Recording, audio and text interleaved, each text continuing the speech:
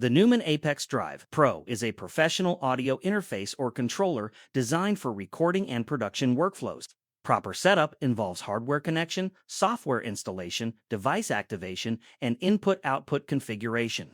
This tutorial outlines the steps. Step 1. Unbox and check components. Unbox the Neumann Apex Drive Pro and verify all components are included. A typical setup includes the main device or interface controller, USB or power cables, a mount or base unit, and software access documentation. Ensure everything is present before proceeding. Step 2. Connect the hardware. Plug the device into a power source using the included power cable. Connect it to your PC using USB or a network connection such as Wi-Fi or Ethernet. Turn the device on. Most systems require stable power and a direct connection, so avoid using USB hubs. Step 3. Install the required software. Download the official control software from Neumann's website. Install it on your PC or Mac.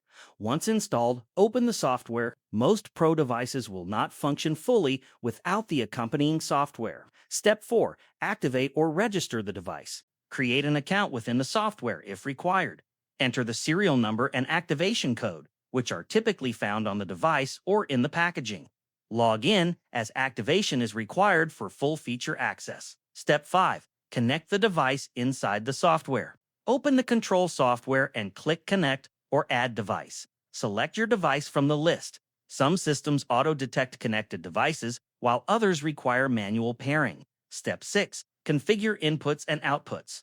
Select the device as the playback engine or audio interface within your digital audio workstation or system settings. Set up input channels such as mic or line inputs and output channels such as monitors or headphones. Proper input and output configuration is required before recording or playback.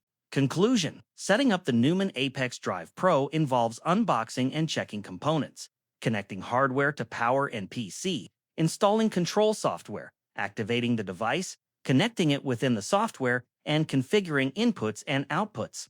Proper configuration ensures full functionality for recording and production tasks.